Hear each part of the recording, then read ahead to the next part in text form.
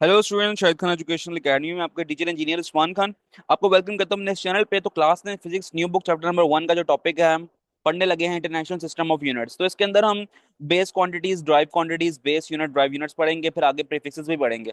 तो आपको पता है, इससे पिछला लेक्चर अगर आपने लिया है तो वहां पर मैंने आपको समझाया था कि what is the difference between base quantity and a drive quantity. एक रियल लाइफ एग्जांपल ली थी मैंने आपसे, आपको समझाने के लिए, और वही एग्जांपल से मैंने आपको बेस क्वांटिटी और ड्राइव क्वांटिटी समझाई थी। ठीक है, ये जो लिखा हुआ है ना यहाँ पर, ये बेस क्वांटिटी है।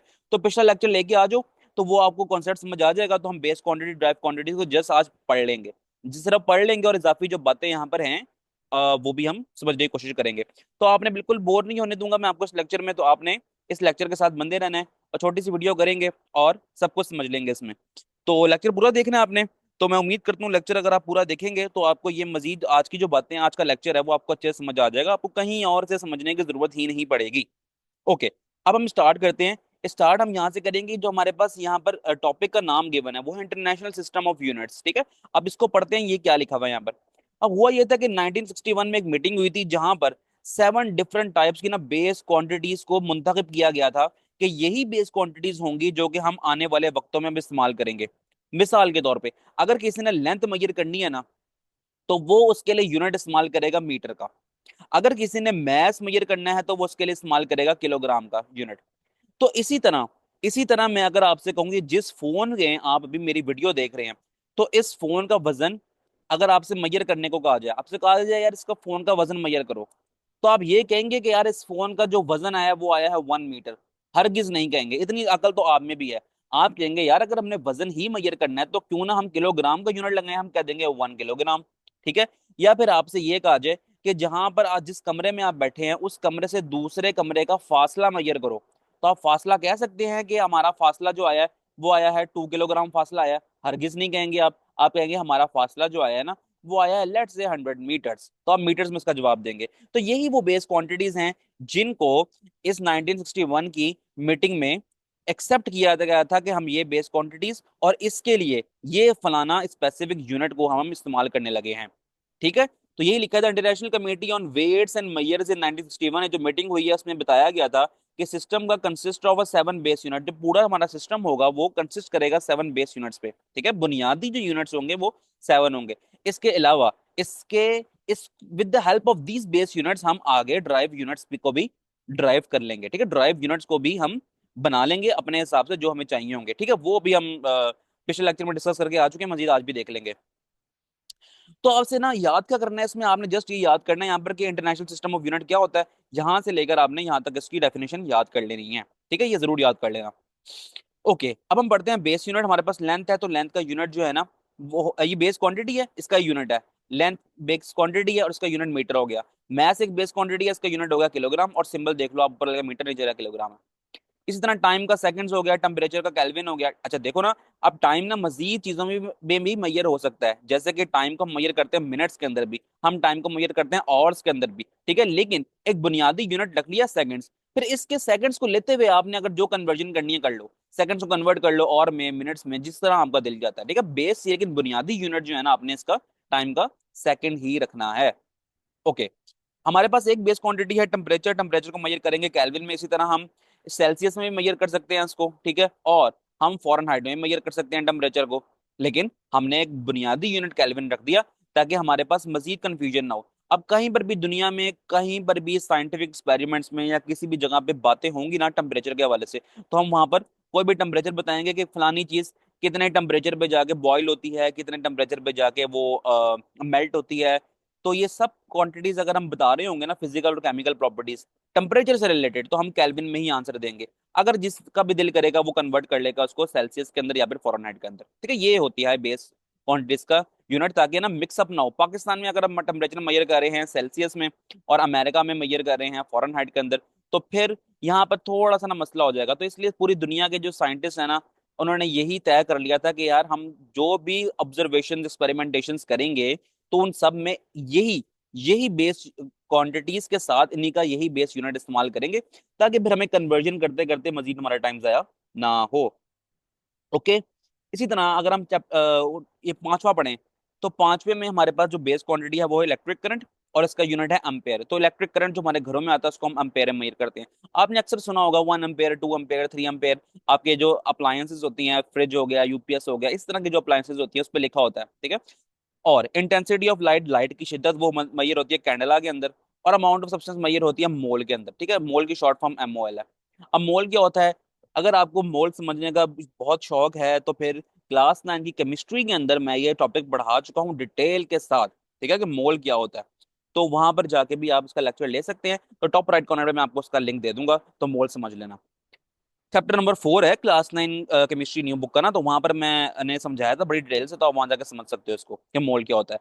अच्छा, लेकिन अगर अगर मैं आपको यहाँ पर बताऊं बिल्कुल शॉर्ट फॉर्म में करके, तो देखो यार, जो होते हैं ना, हम अगर हम बात करते हैं बिल्कुल छोटे पार्टिकल्स की, जैसे कि एटम हो गया, जैसे कि मॉलिक्यूल हो गया, ठीक है, अगर हम इनकी बात करते हैं, तो इनके केसेस में अगर हमने अमाउंट मेजर करनी हो ना, कि कितने नंबर ऑफ एटम्स हैं जो कि नजर नहीं आ रहे, और कितने नंबर ऑफ मॉलिक्यूल्स हैं जो कि नजर नहीं आ रहे, इनको मेजर करना हो तो हम मोल इस्तेमाल करते हैं, ठीक है। ये होता है अमाउंट ऑफ सब्सटेंस। लेकिन जो चीजें नजर आ रही हैं हमें, ठीक है, फिजिकल वर्ल्ड के अंदर जो नजर आ रही हैं, जैसे मोबाइल हो गया, लैपटॉप हो गया, तो उसको हम मेजर करेंगे किलोग्राम के अंदर। अब फर्क पता लग गया? डिटेल समझनी है तो वो लेक्चर ले आना। अच्छा, यहाँ तक हमने पढ़ लिया कि एसआई क्या होता है, और इसमें से याद क्या करना है, और ये टेबल आपने साथ साथ पूरा याद करना है, ठीक है। यहाँ तक आपने याद करना था ना एसआई का। ओके जी।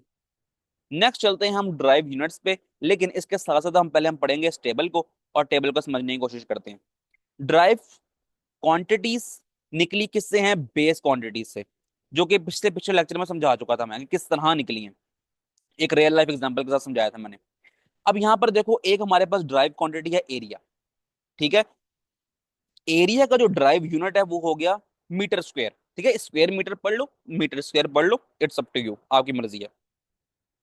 अच्छा जी।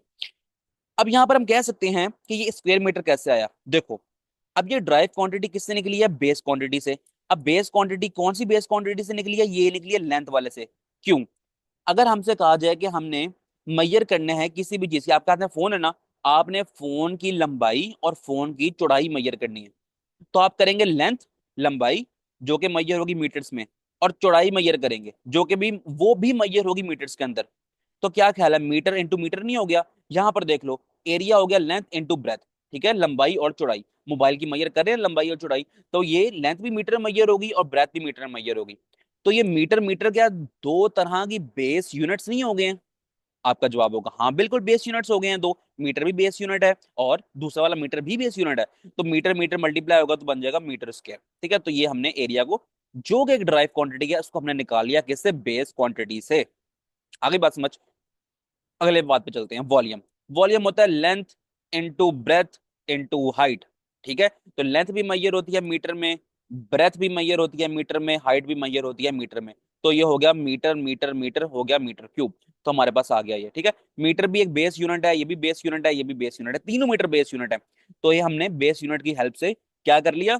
बेस यूनिट की हेल्प से हमने ड्राइव यूनिट को निकाल लिया। Number 3, speed.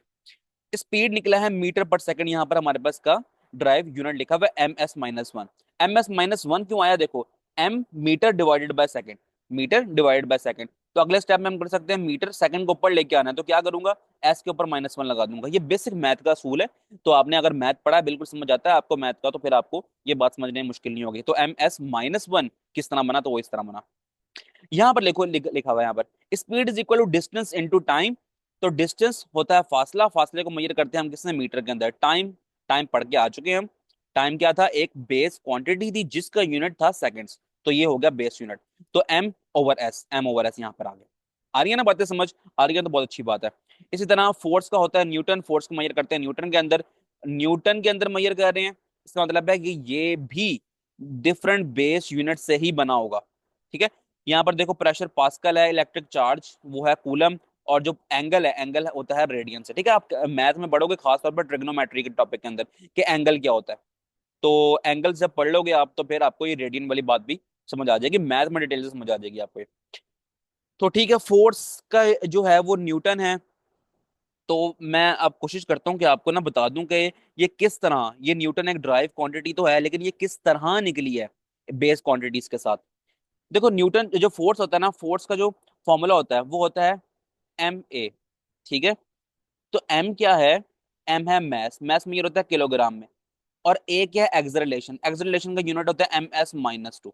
ठीक है, ms-2।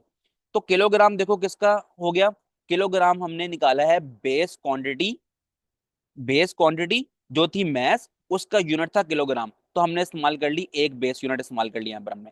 मीटर लेंथ का था एक बेस यूनिट, ये इस्तेमाल हो गया। सेकंड टाइम का था एक बेस यूनिट, ये इस्तेमाल हो गया।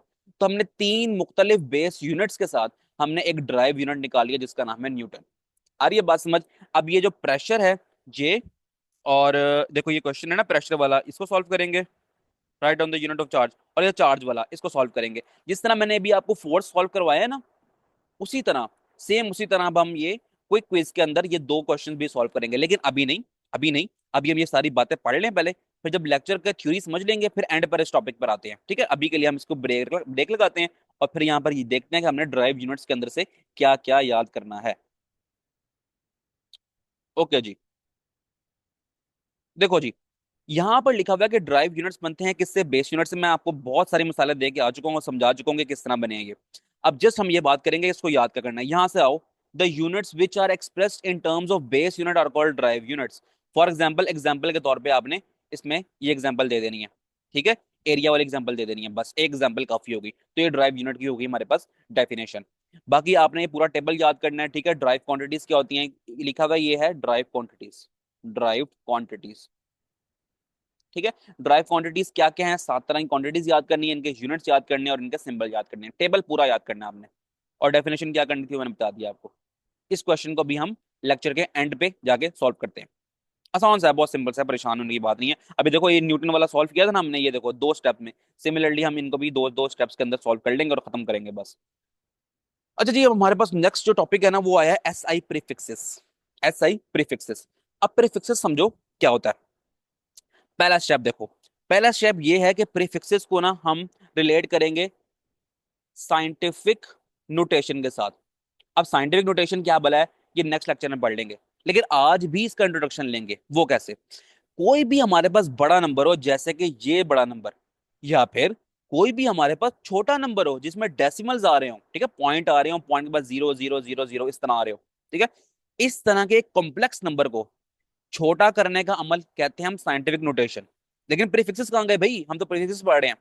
तो जी हाँ बिल्कुल, हम पहले एक बार कन्वर्ट करते हैं इसको साइंटिफिक नोटेशन के अंदर, और फिर जो कि हमने इस तरह कर लिया, और फिर इसको मजीद आसान करने के लिए हम प्रीफिक्सेस इस्तेमाल करते हैं, जो कि एक सिंबल होते हैं या फिर कोई लफ्ज होते हैं। अब वो लफ्ज क्या हैं और उन लफ्ज के सिंबल्स क्या हैं वो अभी अभी हम देखते हैं, कोई मसले की बात नहीं है। देखो ये जो बड़ा नंबर था ना, पहले इसको हमने कन्वर्ट कर लिया 10 की पावर के अंदर, 5 मल्टीप्लाई बाय 10⁻⁷ मीटर्स कर लिया हमने इसको, ठीक है, इसको।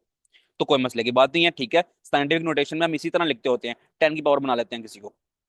और ये जो नंबर था हमारे पास, हमने इसको भी कर लिया 10 की पावर में, लेकिन ये नेगेटिव में होगा क्योंकि यहाँ पर पॉइंट के बाद जीरो आ रहे हैं, पॉइंट के बाद राइट साइड पे जीरो आ रहे हैं, तो फिर ये नेगेटिव में होगा। तो ये भी हमने कन्वर्जन कर ली है एक एक प्रॉपर फॉर्म में, ताकि हमारे पास जो एक बड़े बड़े जो कॉम्प्लेक्स नंबर है ना, इससे हमारी जान छुट जाए। लेकिन असल गेम कहाँ शुरू होती है कि हम इस तरह के जो 10⁻⁷, 10⁻⁶, 10⁻3, इस तरह के जो 10 की पावर्स वाले नंबर है ना, इनको हटाएं और यहाँ पर कोई स्पेसिफिक सिंबल या स्पेसिफिक वर्ड लगा दें। तो यही स्पेसिफिक वर्ड और सिंबल को कहते हैं हम प्रीफिक्सेस। ठीक है, अब कैसे, अब कैसे अभी समझ लेते हैं, कोई मसले की बात नहीं है। यहाँ पर आओ, ये टेबल याद करेंगे हम, ये टेबल हम याद करेंगे, और यहाँ पर सारे प्रीफिक्सेस का नाम पढ़ेंगे, इनके सिंबल्स देखेंगे, और साथ में इनकी पावर ऑफ 10 क्या होती है उनको भी समझेंगे। ठीक है, अब देखो मिसाल के तौर पे मैं आपसे कहता हूं कि मेरे पास एक बड़ी वैल्यू है जो कि है 1000 मीटर्स, 1000 मीटर। आपने सिर्फ जस्ट ये देखना है कि जो मीटर है ना वो क्या है, मीटर एक है बेस यूनिट। अब इस बेस यूनिट के साथ, यानी कि बेस यूनिट से पहले हमने एक सिंबल लगाना है जिसको हम प्रीफिक्स कहेंगे।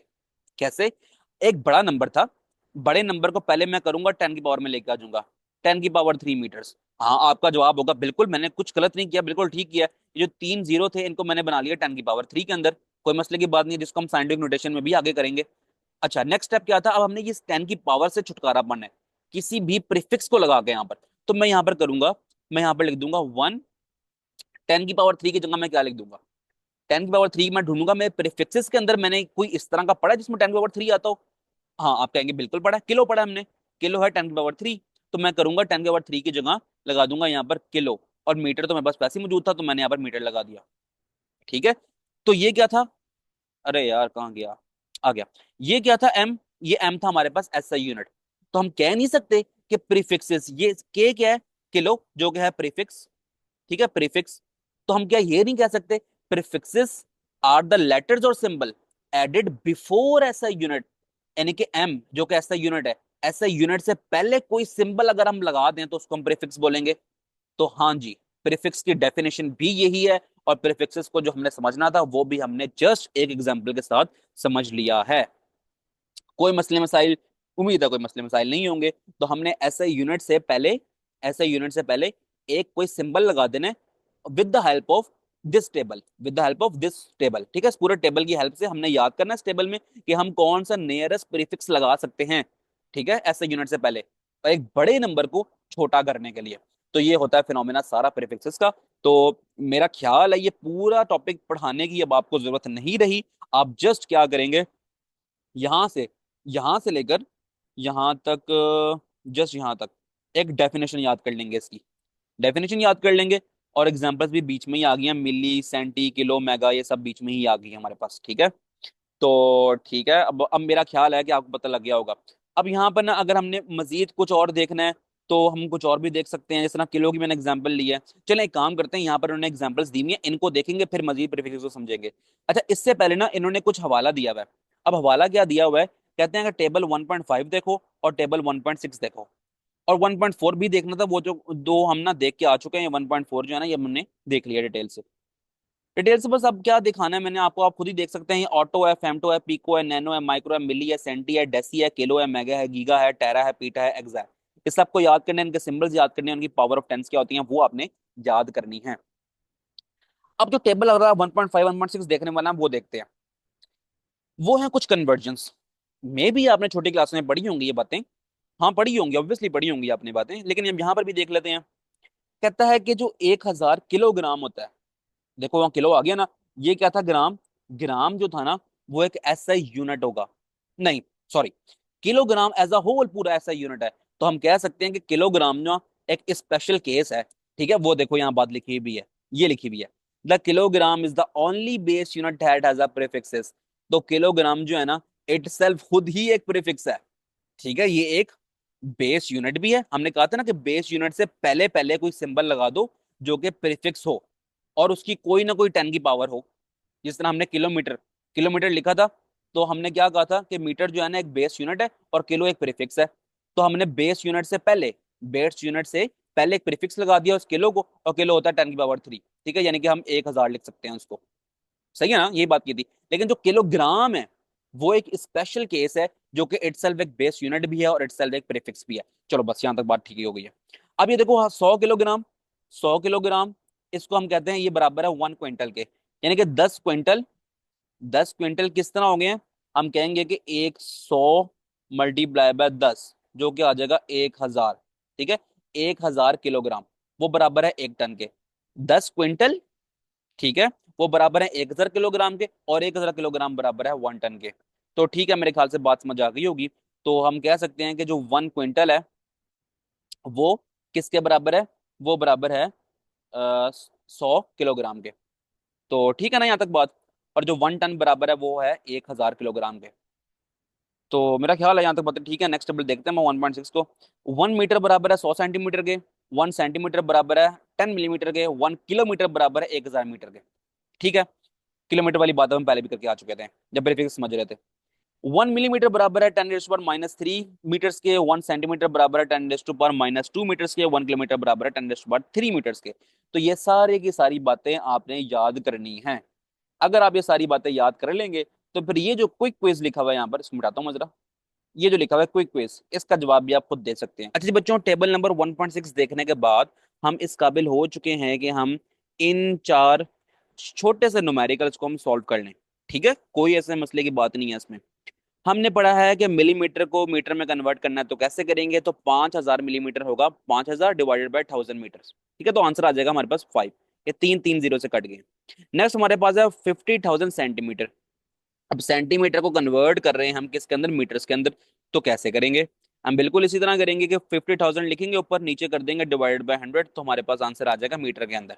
ठीक है, ऐसे ही होता है ना। देखो 1 सेंटीमीटर 1 मीटर जो है, 1 मीटर वो बराबर नहीं होता 100 सेंटीमीटर के, है ना। तो वही तो किया है हमने, वही किया है हमने हमने डिवाइडेड बाय 100 कर दिया। सही है। इसी तरह 3,000 ग्राम है, तो 3,000 डिवाइड बाय 1,000 करेंगे तो हमारे पास किलोग्राम बनेगा। वो कैसे कि 1,000 ग्राम जो होता है वो बराबर होता है 1 किलोग्राम के, तो हमने डिवाइडेड बाय 1,000 कर दिया। ठीक है, छोटे यूनिट को हम बड़े में जब कन्वर्ट करते हैं तो डिवाइडेड बाय कर देते हैं। ये वैल्यूज याद करेंगे, ये सारी वैल्यूज ये याद करेंगे, और फिर जब छोटे यूनिट को, सेंटीमीटर छोटा यूनिट है मीटर के मुकाबले में, जब छोटे यूनिट को कन्वर्ट कर रहे होंगे बड़े यूनिट के अंदर तो हम डिवाइडेड बाय कर देंगे। ठीक है ना। आ रही है बात समझ? नहीं आ रही तो मुझे बता देना कमेंट सेक्शन में। यहाँ देखो ये छोटा यूनिट है, ग्राम कन्वर्ट करना है किलोग्राम में, तो 3,000 ऊपर लिखा एज इट इज। और जब छोटे को बड़े में कन्वर्ट कर रहे हैं, ग्राम छोटा है और किलोग्राम में कन्वर्ट कर रहे हैं, तो डिवाइड बाय 1,000 कर देंगे, तुम्हारे पास आंसर आ जाएगा। इससे कट जाएगा तो 3 किलोग्राम हमारे पास आंसर आ गया। सही है। आखिरी वाला देखो, ये लिखा हुआ है 20,000। अब ये सिंबल किसका है, ये सिंबल किसका है? तो ये सिंबल देखने के लिए हमें जाना पड़ेगा हमारे प्रीफिक्स वाले टेबल के अंदर। तो ढूंढो भाई, ये मिल गया मुझे माइक्रो। माइक्रो होता है 10⁻⁻⁶। तो ये सिंबल है माइक्रो का, माइक्रो सेकंड। 2,000 माइक्रो सेकंड लिखा है तो 2,000 लिखा। माइक्रो की जगह क्या लिखा हमने, 10⁻⁻⁶। आ रही है ना बात याद? जिस तरह मैंने किलोमीटर को कन्वर्ट करना सिखाया था, सेम वही तो बात हो रही है यहाँ पर। अच्छा, मेरे पास अगर लिखा हो 1 किलोमीटर, तो मैं क्या करूंगा, 1 × 1,000 मीटर, यही करूंगा ना। तो यहाँ पर माइक्रो लिखा हुआ है प्रीफिक्स। यहाँ किलो प्रीफिक्स था जिसकी जगह मैंने 1,000 लिख दिया, यहाँ पर माइक्रो प्रीफिक्स है तो इसकी जगह मैं लिख दूंगा जो उसकी वैल्यू है 10⁻⁻⁶। और सेकंड एज इट इज आ गया। तो ये अब क्या किया नेक्स्ट स्टेप में, नेक्स्ट स्टेप देख लो यार, एक स्टेप मिसिंग है, आपने खुद ऐड करना है इसको। नेक्स्ट स्टेप में आपने ये करना है, इस स्टेप के बाद आपने लिखना है 2 × 10⁻³ क्यों? क्योंकि ये 3 0 हैं, इनको मैं कन्वर्ट कर रहा हूँ 10⁻³ के अंदर। तो 2,000 को मैं लिख सकता हूँ 2 × 10⁻³ ठीक है। फिर आगे लिखूंगा मल्टीप्लाई 10⁻⁻⁶। अब मैं क्या करूंगा नेक्स्ट स्टेप में, नेक्स्ट स्टेप में करूंगा 2 वैसे ही लिख दूंगा, मल्टीप्लाई बाय, जब बेसिस सेम है ना 10 और 10, तो लिख दूंगा 10⁻³ ठीक है। ये 3 बेसिस सेम है तो पावर ऐड होती है, तो 3⁻6 लिख दूंगा मैं यहाँ पर। ठीक है, ऐड नहीं होंगी क्योंकि प्लस माइनस माइनस होता था, यहाँ पर माइनस आ गया। 3⁻6 क्या हो जाएगा, -3। तो हमारे पास आंसर आ गया -3। तो ये दो स्टेप आपने कर लेना है साफी। ठीक है, गन मच गया, लेकिन आपको मैं साथ साथ डिक्टेट करवाया तो आपने ना नोट कर लेना है इसको। तो बस -3 ढूंढो यहाँ पर क्या होता है। -3 होता है जी, कहाँ गया, -3 ये रहा, मिली। मिली होता है, एम आता है। तो इस -3 की जगह मैंने लगा दिया मिली, और ये सेकंड एज इट इज आ गया। तो 2 मिली सेकेंड हमारे पास इसका आंसर आ गया। तो ये है बड़ी बड़ी ही आसान सी कन्वर्जन। ठीक है, तो आपने परेशान नहीं होना इसके लिए बिल्कुल भी। तो अब हमने सारा कुछ देख लिया, इसमें से प्रीफिक्स में क्या याद करना वो भी कर लिया। हाँ जस्ट हमारा अब ये क्वेश्चन रह गया। ठीक है। अच्छा, एक क्विक क्विज हमारे पास ये भी रह गया, कहाँ गया, दिस वन, ये भी रह गया हमारे पास। तो ये मेरा ख्याल है कि वो ऊपर वाले एग्जाम्पल्स हमने किए ना, ये अब आप खुद कर सकते हो। ये आपका टास्क है, कमेंट सेक्शन में मुझे आपने इसका आंसर बताना है। अगर किसी को नहीं समझ आ रहा होगा तो मुझे बता देना कमेंट सेक्शन में, मैं आपको इसका आंसर खुद ही सॉल्व करवा दूंगा। अब जस्ट हमारे पास छोटा सा काम रह गया, ये दो क्वेश्चन। जितना जिस तरह अभी हमने ये फोर्स को कैलकुलेट किया था, न्यूटन को कैलकुलेट किया था इन दो स्टेप्स के अंदर, सेम इन दो दो स्टेप्स के अंदर हम दोनों को भी कैलकुलेट कर लेंगे। तो परेशान नहीं होना बिल्कुल भी आपने। अब मैं अपना रजिस्टर खोल लेता हूँ क्योंकि यहाँ पर मेरे पास स्पेस नहीं है इतनी। तो मैं रजिस्टर खोलता हूँ वहां पर, फिर हम इसको समझने की कोशिश करते हैं। अच्छा बच्चों, दो क्वेश्चंस हैं, तो पहला क्वेश्चन जो है ना हम सॉल्व करते हैं। तो पहला क्वेश्चन हमसे कहता है कि यूनिट ऑफ चार्ज बताएं in term of base units. और बेस यूनिट्स क्या है, एम्पेयर एंड सेकंड। ठीक है। अब हमने पहला क्वेश्चन बताना है, और इसको स्टार्ट क्या करना है, किस तरह करना है और किस तरह सॉल्व करना है इसको, आपने ना देखो जरा। पहला पॉइंट क्या लिखना है, हम बताएंगे द यूनिट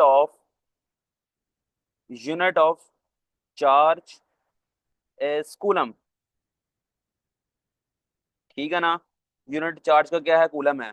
अब कूलम का फॉर्मूला लिखेंगे। आपको याद है कि अभी थोड़ी देर पहले मैंने आपको फोर्स जो है ना जिसका यूनिट न्यूटन था, वो प्रूफ करके दिखाया था कि हम न्यूटन को किसी और फॉर्म में किस तरह लिख सकते हैं। ठीक है ना। सिमिलरली हम यहाँ पर ये जो हमारे पास चार्ज है ना कूलम, इसको अब हम in the form of ampere and second लिखेंगे। इसके लिए हमें किस चीज की रिक्वायरमेंट है, रिक्वायरमेंट है कि हमें पता होना चाहिए कि कूलम का फॉर्मूला क्या होता है। अब होता ये है, नेक्स्ट स्टेप हम ये करेंगे, 1 कूलम 1 कूलम C बराबर होता है 1 ampere 1 ampere multiply by 1 second. ठीक है। अब हम लिख सकते हैं इसको, हमने बता दिया कि एम्पेयर सेकंड के फॉर्म में। अगर हम इसको इस तरह लिखना चाहें कि C is equal to A, ampere का ए मल्टीप्लाई बाय सेकंड का एस, तो C is equal to A × S लिख सकते हैं। आपका जवाब होगा बिल्कुल, और जो हमारे पास रिक्वायरमेंट थी हमने उसको फुलफिल कर लिया और हमारा यहाँ पर क्वेश्चन हो गया खत्म। ठीक है, कोई क्विज कर रहे थे हम, पहला क्वेश्चन हमारा हो गया खत्म। अब कोई मसले की बात नहीं है, जिस तरह हमने फोर्स वाले को कैलकुलेट किया था इस तरह हमने यहाँ कूलम वाले को भी कर लिया। अब नेक्स्ट हमसे हमारे पास क्वेश्चन क्या है कि हमने यूनिट ऑफ प्रेशर बताना है। ठीक है, यूनिट ऑफ प्रेशर क्या था, पास्कल था। अब हमने इसको किसी और यूनिट में बताना है। इसके लिए हमें क्या चाहिए होगा, पहला स्टेप ये है कि हमें पास्कल की हमें डेफिनेशन आनी चाहिए। तो हम कह सकते हैं कि हम कह लें कि 1 पास्कल इज इक्वल टू किसके बराबर होता है, न्यूटन मीटर पर सेकंड के। तो 1 पास्कल बराबर है Nm-2 के। अब उसके लिए करना क्या है हमने, उसके लिए हमने ये करना है, मैं यहाँ 1 लगाया था, वहां पर मैंने 1 लगाया ना उस साइड पर, तो यहाँ पर भी 1 लगाया था। इसके लिए अब हमने करना ये कि पहले हमने बताना है कि जो न्यूटन भाई साहब है एन, इसका जो है ना हमारे पास यूनिट क्या होता है, और ये जो मीटर है इसका यूनिट क्या होता है। अच्छा, इसके लिए ना अभी अभी थोड़ी देर पहले जब मैंने आपको वो करवाया था फोर्स वाला, तो वहां पर मैंने आपको बताया था कि न्यूटन जो है ना इसको हम किसी और फॉर्म में कैसे लिख सकते हैं।